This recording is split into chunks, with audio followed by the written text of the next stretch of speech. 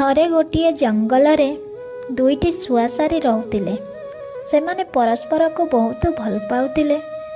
ଦୁହେଁ ଦୁହିଁଙ୍କ ଜୀବନରେ ବେଶ୍ ଖୁସିରେ ରହୁଥିଲେ। ଦିନେ ସାରିର ଦେହ ହଠାତ୍ ଖରାପ ହେବାକୁ ଲାଗିଲା।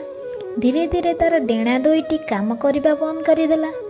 ସେ ଆଉ ଉଡ଼ିପାରିଲା ନାହିଁ। ବିଚରା ଶୁଆ ଦୁଃଖରେ ଭାଙ୍ଗି ପଡ଼ିଲା। ଯେତେ ଚିକିତ୍ସା କଲା ପରେ ବି ସାରିର ଦେହ ଆଉ ଭଲ ହେଲା ନାହିଁ। ସତରେ ହସ ଖୁସିର ଜୀବନରେ ଦୁଃଖର କଳାବାଦଲ ଖେଳିଗଲା। ଏହିପରି ଭାବରେ କିଛି ଦିନ ବିତିଗଲା।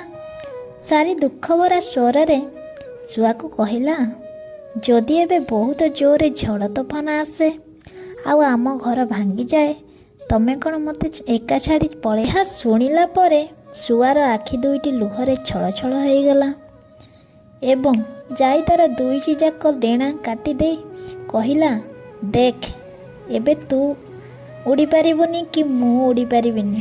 ତୁ ଜମା ବି ଚିନ୍ତା କରନା।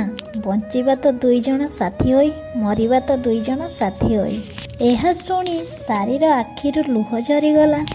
ଏମିତି କିଛି ଦିନ ଗଲା ପରେ ହଠାତ୍ ସାରିର ଦେହ ଧୀରେ ଧୀରେ ଠିକ୍ ହେବାକୁ ଲାଗିଲା ଏବଂ ସେ ପୁଣି ଉଡ଼ିପାରିଲା। ଏହା ଦେଖି ଶୁଆ ବହୁତ ଖୁସି ହେଲା ଏବଂ ପୁଣି ଦୁଇ ଜଣ ପୂର୍ବ ଭଳି ଖୁସି ଖୁସିରେ ଜୀବନ ବିତାଇଲେ। ଏହିପରି ଭାବରେ କିଛି ମାସ ବିତିଗଲା। ହଠାତ୍ ଝଡ଼ ତୋଫାନ ଆସିଲା। ଗଛ ଡାଳ ଭାଙ୍ଗିବାରେ ଲାଗିଲା। ଜୋରରେ ପବନ ବହିବାରେ ଲାଗିଲା। ଶୁଆ ସାରି ଦୁହେଁ ଭୟରେ ଥରିବାକୁ ଲାଗିଲେ। ଶେଷରେ ଶୁଆ ସାରିକୁ କହିଲା, ତୁ ଉଡ଼ିଯା, ମୁଁ ତ ଉଡ଼ିପାରିବିନି।